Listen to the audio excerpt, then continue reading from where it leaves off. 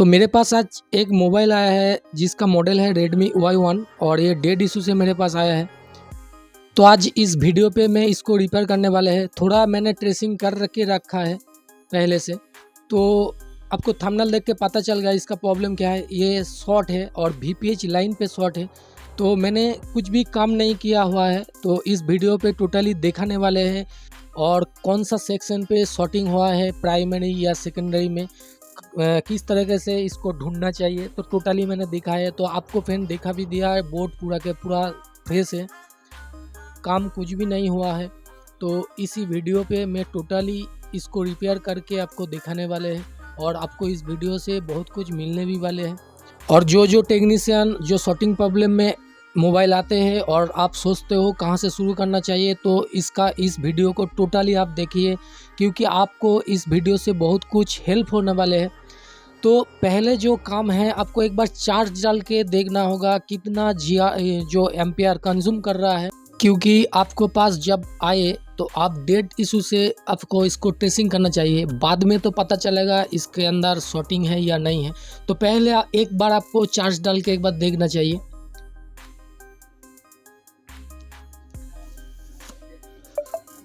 Friend देख सकते हो यहाँ पे कुछ भी चार्जिंग जो एम्पियर है कुछ भी नहीं ले रहा है। हो सकता है इसका चार्जिंग जो पत्ता है या पिन है ख़राब भी हो सकता है, लेकिन इसको पहले ऑन करना ज़रूरी है। ऑन करने के बाद आपको देखना होगा।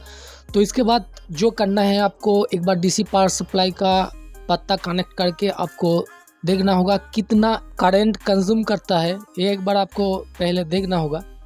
तो चलिए एक बार देख लेते हैं। तो आपके पास भी इसी तरह जो डेड मोबाइल आए, आपको एक एक करके स्टेप बाय स्टेप चेकिंग करना होगा, क्योंकि आपको मालूम नहीं है इसके अंदर क्या है, क्या प्रॉब्लम है। तो इसलिए आपको स्टेप बाय स्टेप देखना होगा। तो मैंने पावर स्विच जो है प्रेस कर रहा हूँ, लेकिन कुछ भी करंट कंज्यूम नहीं कर रहा है। तो ये भी हो सकता है इसका जो स्विचिंग जो पत्ता भी ख़राब हो सकती है, और आपका VPH नहीं बन रहा हो, ये भी हो सकता है। आपका पावर IC ख़राब भी हो सकते हैं। जो कोई भी है, आपका प्राइमरी में कुछ प्रॉब्लम है, इसलिए ये आपका करंट भी कंज्यूम नहीं कर रहा है और आपका चार्जिंग भी नहीं ले रहा है। ये तो पता चल गया, क्योंकि अभी जो काम करना है प्राइमरी स्टेज पे आपको काम करना है, जो प्राइमरी सेक्शन है। क्योंकि आपका CPU जो पावर IC से जो आपका वोल्टेज निकलता है उस पे काम नहीं करना है। आपको जो काम करना है प्राइमरी पे काम करना है। तो इससे एक पता चल गया मेरे को। तो DC पावर सप्लाई से आपका बहुत ही मदद मिल सकती है। जिसके पास आपका DC पावर सप्लाई नहीं है, तो मैं यही बोलना चाहता हूँ आप खरीद ले, क्योंकि ये सेक्शन वाइज जो काम करना है, कौन सा सेक्शन पे आपका काम करना चाहिए और कौन सा सेक्शन पे प्रॉब्लम हुआ है, ये जानने का ज़रूरत है। नहीं तो आप टोटली बोर्ड को छेड़छाड़ कर सकते हैं। तो इसलिए एक DC पावर सप्लाई आपको 95% आपको हेल्प करेगी। चलिए इसके बाद जो करना है, आपको चेकिंग करना है। जो स्विच दबाने से आपका करंट कंज्यूम नहीं कर रहा है और चार्जिंग डालने से एम्पियर भी कंज्यूम नहीं कर रहा है, तो इसलिए आपको थोड़ा सा चेकिंग करना होगा, कूल टेस्टिंग, इसके साथ हॉट टेस्टिंग। तो आप भी देख सकते हो यहाँ पे CPU जो eMMC है टोटली उसका सेक्शन फ्रेश है। इसका इस तरफ तो आपका सील्ड भी ओपन नहीं हुआ है। तो अभी जो देखना है, पहले आपका जो VPH बन रहा है या नहीं बन रहा है। चार्जिंग डालने से वहाँ पे VBus का जो 5 वोल्ट आ रहा है नहीं आ रहा है, उसका लाइन आपका कूल टेस्टिंग करना होगा। तो यहाँ पे जो है इसके अंदर DC to DC जो चार्जिंग IC होता है, और इस सील्ड के नीचे आपका पावर IC है। तो पहले आपको एक बार चेक कर लेना चाहिए जो इसका GR वैल्यू ठीक ठाक है या नहीं है, जो VBAT पे हो या VPH पे हो। क्योंकि चार्ज डालने के बाद जो एम्पियर कंज्यूम नहीं कर रहा है, उसके साथ साथ जो DC पावर सप्लाई पे करंट कंज्यूम नहीं कर रहा है, तो एक साथ तो आपका VBus का जो लाइन है ये तो ख़राब नहीं हो सकती है। तो पहले आपका एक साइड पे जो DC to DC IC है सील्ड के नीचे, वो पहले आपको कटिंग नहीं करना होगा। पहले आपको स्टेप बाय स्टेप चेकिंग करना होगा। तो चलिए स्टेप बाय स्टेप एक बार चेकिंग कर लेते हैं। तो यहाँ पे फ्रेंड देख सकते हो मैंने वीवैट का जो GR ले रहा हूँ, तो प्रोब घुमा के एक बार देखा दूँ।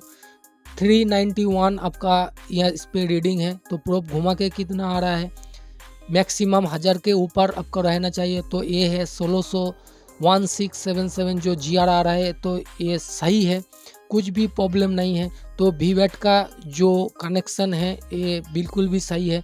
तो इसके अंदर जो DC टू DC IC है, तो इसको आपको रिमूव नहीं करने से भी आपको पता चल सकती है, क्योंकि ये जो DC टू DC IC से आपका VPH निकलता है। तो VPH निकल के आपका ये जो दोनों कैप दिख रहा है, Y1 में ओनली रेडमी Y1 का बात कर रहा हूँ, तो ये कैप पे भी आप चेकिंग कर सकते हैं। और जो यहाँ पे पावर IC पे जो VPH इनपुट होता है, तो ये कैप के थ्रू 3-4 कैप के थ्रू इनपुट होता है। तो ये जो छोटा छोटा कैप पावर IC के साइड पे बीच में है, तो आप इस पे भी चेकिंग कर सकते हैं VPH लाइन। तो चलिए एक बार यहाँ पे चेकिंग कर लेते हैं कैप। तो फ्रेंड देख सकते हो एक साइड पे 2 रीडिंग जो GR आ रहा है, तो इसका मतलब फुल सेटिंग नहीं है, क्योंकि एक तरफ आपका GR इतना ही रहना चाहिए। तो एक तरफ कैप का आपका ग्राउंड होता है, तो दूसरी तरफ आपको चेकिंग करना चाहिए। तो फ्रेंड देख सकते हो दूसरी तरफ भी आपका 3 GR आ रहा है, तो इसका मतलब है ये लाइन फुल शॉर्टिंग है। तो आप देख सकते हो दोनों प्रोब दो साइड पे मैंने टच करके दिखाया है, तो ये फुल शॉर्टिंग बता रहा है। तो इसका मतलब है आपका VPH जो लाइन है, VPH लाइन पूरा के पूरा फुल शॉर्ट में है। तो फ्रेंड एक बात है, ये हाफ शॉर्ट नहीं है, ये टोटली फुल शॉर्ट है। तो फुल शॉर्ट जो होता है जल्दी से जल्दी रिमूव हो जाता है। आपके पास भी इसी तरह फुल शॉर्टिंग का केस जब आए, आपका टेंशन करने का ज़रूरत नहीं है, क्योंकि फुल शॉर्टिंग जल्दी से जल्दी रिमूव हो जाता है। जो प्रॉब्लम आता है हाफ शॉर्टिंग में और वाटर डैमेज से जो हाफ शॉर्टिंग में चला जाता है, ये बहुत ही प्रॉब्लम करता है रिपेयर करने से टाइम पे। तो ये तो आपका फुल शॉर्टिंग है, ये जल्दी से जल्दी रिमूव हो जाएगा। सिर्फ आपका डायग्राम से थोड़ा नॉलेज होना चाहिए। डायग्राम का इसलिए नॉलेज होना चाहिए क्योंकि कौन सा सेक्शन है और कौन सा लाइन पे कितना GR आता है और कौन सा लाइन पे कितना वोल्टेज कम करता है, ये जानना बहुत ही ज़रूरत है। क्योंकि मोबाइल का मदरबोर्ड पे जब इसी तरह फुल शॉर्ट आए, तो आप रोजिन यूज़ करते हो, रोजिन यूज़ के टाइम पे आपका वोल्टेज इनपुट करना पड़ता है। तो उसी लाइन पे कितना वोल्टेज है ये जानने के लिए आपका डायग्राम का नॉलेज होना ज़रूरी है। और एक जो है हाफ शॉर्टिंग बहुत ही प्रॉब्लम होता है रिपेयर करने के टाइम पे, और बहुत ही टाइम भी लगता है, क्योंकि हाफ शॉर्टिंग के रिपेयर करने से आपका थोड़ा नॉलेज भी चाहिए उसके लिए, और आपका डायग्राम जानने का ज़रूरत भी है। तो आपका चाहिए तो कमेंट करके ज़रूर बताना। हाफ शॉर्टिंग के ऊपर मैं अच्छे से अच्छे बेस्ट एक वीडियो अपलोड करूँगा, तो कमेंट करके ज़रूर बताना। तो मैंने बिट मैप जो है मैंने ओपन कर लिया है, जो रेडमी Y1 का है। तो फ्रेंड देख सकते हो जो DC टू DC जो IC यूज़ किया है, तो एक साइड पे आउटपुट कर रहा है, कल का एक साइड पे जो VPH आउटपुट होता है। तो इस लाइन पे आपका 3.7 से आपका 4.2 तक रहता है, और दूसरे साइड पे से जो आउटपुट होके जो इनपुट हो रहा है जो सेक्शन पे, तो फ्रेंड देख सकते हो ग्रीन कलर का जो आपका दिखा रहा है, तो फ्रेंड देख सकते हो इसी सेक्शन में यूज़ हुआ है। तो VPH सीधा आपका जो CPU जो मेन IC होता है, CPU या आपका eMMC, इसमें इनपुट नहीं होता है। जो होता है VPH आपका अदर सेक्शन में यूज़ होता है। लेकिन इस मोबाइल जो है ये डेड कंडीशन पे है। तो डेड कंडीशन पे है इसलिए कि VPH पूरा के पूरा आपका बंद है। जो 3.7 से 4.2 आउटपुट करता है, ये नहीं हो रहा है। और आपका जो सेक्शन है other section, network section, Bluetooth section, audio section, इसमें शॉर्टिंग होता तो मोबाइल ऑन भी हो सकता था, क्योंकि मेन लाइन पे ये शॉर्टिंग हुआ है, इसलिए ये मोबाइल पूरा के पूरा डेड है। तो आपको कुछ नहीं करना है, आपको जहाँ से स्टार्टिंग हो रहा है VPH जो DC टू DC IC है, आप देख सकते हो ये DC टू DC, यस इधर से आपका आउटपुट कर रहा है, तो ये स्टार्टिंग पॉइंट है। तो इस आईसी को एक बार रिमूव करना है, क्योंकि इस आईसी खुद शॉर्टिंग हो सकती है, तो इसलिए पहले आपको इसको रिमूव करना होगा। तो शॉर्टिंग हट जाएगा तो अच्छा है, नहीं है तो आपका ये जो आउटपुट होता है और ये सीधा जा रहा है पावर आईसी के अंदर जो इनपुट हो रहा है वीपीएच, तो पावर आईसी को भी आपको रिमूव करना है, क्योंकि पावर आईसी के अंदर भी आपका शॉर्टिंग हो सकता है। क्योंकि ये गिरा हुआ सेट है, ये गिर जाने के बाद ये प्रॉब्लम हुआ है, तो ये हो सकता है पावर आईसी के नीचे 2 बॉल एक साथ टच भी होने के कारण ये शॉर्टिंग हो सकता है। तो आपको पहले इसका डीसी टू डीसी आईसी जो है इसको रिमूव करना है, दूसरी जो है आपका पावर आईसी रिमूव करना है, तो उसके बाद शॉर्टिंग हट जाएगा तो अच्छा है। नहीं तो उसके बाद आपको यहाँ पे डीसी पावर सप्लाई का जो करंट है उसका आपका 5 में रख के और वोल्टेज 3.7 से 4.2 आपको यहाँ पे इंजेक्ट करना है। जो 3.7 जो यहाँ पे वीपेज लाइन है, ये वीपेज लाइन पे इंजेक्ट करना है, और आपका जो शॉर्टिंग है ये अपने आप आपका सामने आ जाएगा। क्योंकि वो हीटिंग के कारण जो रेजिन यूज़ करेंगे तो हीटिंग के कारण आपको पता चल सकती है। तो इसी तरह आपको काम करना है। तो पहले चलिए इसका जो डीसी टू डीसी जो आईसी है, चार्जिंग आईसी है, उसको रिमूव करते हैं। तो रिमूव करने के बाद देखते हैं ये शॉर्टिंग हटता है या नहीं हटता है। तो फ्रेंड और एक बात है, जब कोई इसी तरह आपके पास मोबाइल आए, पहले कस्टमर से पूछ लेना चाहिए ये किस तरीके से हुआ है, चार्ज डालने से या वाटर डैमेज है या गिर जाने के वजह से हुआ है। क्योंकि ये जानकारी के टाइम पे आपको बहुत ही मदद मिल सकता है, आपको पहले से पता चल सकता है इधर से हो सकता है। क्योंकि ये जो मोबाइल आया है ये गिरा हुआ सेट है, तो गिर जाने के वजह से मैं इस तरह से काम कर रहा हूँ। तो फ्रेंड चलिए एक बार चेकिंग कर लेते हैं यहाँ पे शॉर्टिंग हटा है या नहीं हटा है। तो फ्रेंड देख सकते हो अभी भी इसमें फुल शॉर्टिंग है। तो अभी जो करना है आपका पावर आईसी रिमूव करना है, और जो डीसी टू डीसी आईसी से जो वीपीएच निकल के वहाँ पे इनपुट होता है, इसका जो कम्युनिकेशन है ये डिटैच कर देते हैं। क्योंकि पावर आईसी रिमूव करने के बाद ये हो सकता है आपका शॉर्टिंग जो है हट जाता है। तो नहीं हटा तो इसके बाद जो वोल्टेज इनपुट करूँगा रेजन दे के, तो जल्दी से जल्दी आपका सामने आ जाएगा। तो और एक बात है, जिसके पास थर्मल कैमरा है तो बहुत ही आपका हेल्प हो सकता है फुल शॉर्टिंग या हाफ शॉर्टिंग में। क्योंकि रेजिन जो इस्तेमाल करता है, ये ज़्यादा रेजिन जो स्मोक होते हैं ये अच्छा नहीं है, ये हेल्थ के लिए बहुत ही ख़राब होती है और इससे कैंसर भी हो सकती है। तो जितना हो सके इसको कम यूज़ करना, क्योंकि इसके लिए थर्मल कैमरा बेस्ट है, मेरे को बेस्ट लगते हैं सबसे। तो जो है पावर आईसी का जो सील्ड है मैंने कटिंग कर देता हूँ। इसके बाद पावर आईसी को रिमूव करते हैं और देखते हैं शॉर्टिंग हटता है या नहीं हटता है।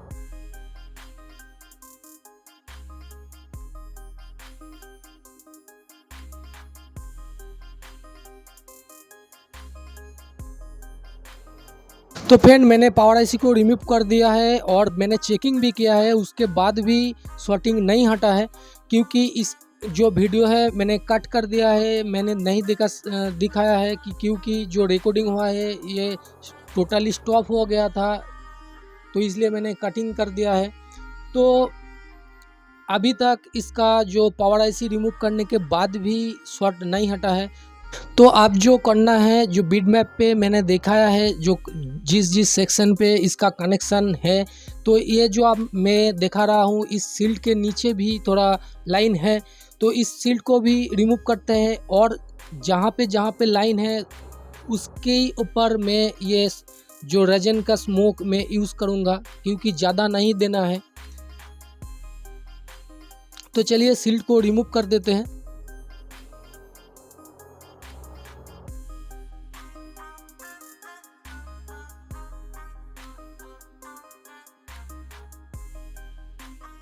तो मैंने सील्ड को रिमूव कर दिया है और इस तरफ जो सील्ड के नीचे जो थोड़ा कैप है, तो इसके ऊपर रेजन का जो स्मोक है मैं इस्तेमाल करता हूं, तो आप भी देख सकते हो। और दूसरे साइड पे जो है ये पावर आईसी के आसपास थोड़ा लाइन है, इसमें रेजन का जो स्मोक है मैं इस्तेमाल करता हूं। तो इसके बाद यहाँ पे 4.2 वोल्टेज में इंजेक्ट करूँगा इस VPH लाइन पे। तो चलिए मैं इस्तेमाल करता हूँ।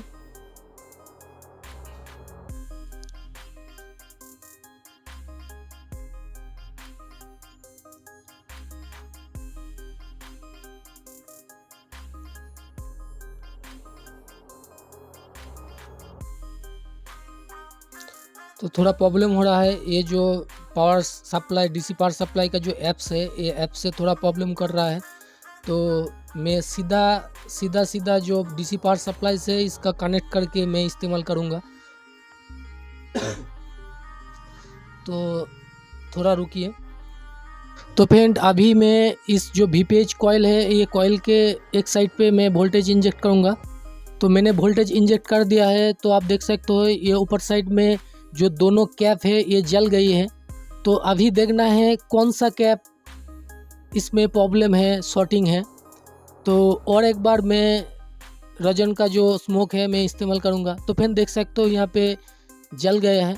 तो ये दोनों कैप से एक कैप शॉर्टिंग है। तो और एक बार मैं रजन का जो स्मोक है मैं इस्तेमाल करूँगा और अच्छे से देखूँगा कौन सा कैप पहले हीटिंग होता है। तो चलिए और एक बार रजन का जो स्मोक है मैं इस्तेमाल करता हूँ।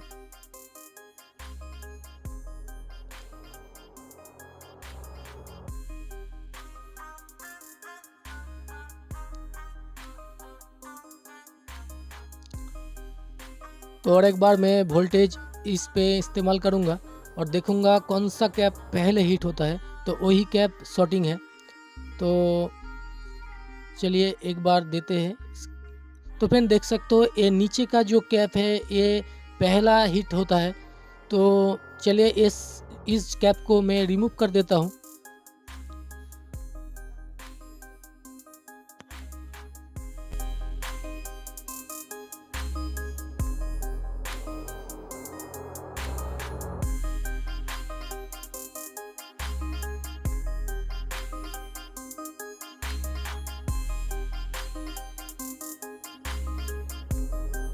तो मैंने रिमूव कर दिया है। तो आप देखना है ये जो कैप मैंने रिमूव किया है ये शॉर्टिंग है या नहीं है।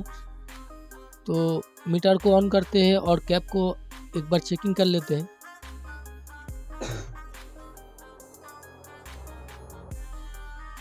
तो मैंने मीटर को डाइट मोड पे ले लिया है, कर दिया है। तो फ्रेंड देख सकते हो ये 2 रीडिंग आ रहा है। तो इसका मतलब है ये जो कैप है ये फुल सेटिंग है। तो ये जो काम है मैंने पहले भी कर सकता था, लेकिन आपको बताने के लिए और स्टेप बाय स्टेप कैसे काम करते हैं इसलिए मैंने इसी तरह आपको रिपेयर करके दिखाया है। तो चलिए एक एक करके इसको इंस्टॉल कर देते हैं और इंस्टॉल करने के बाद देखते हैं मोबाइल ऑन होता है या नहीं होता है।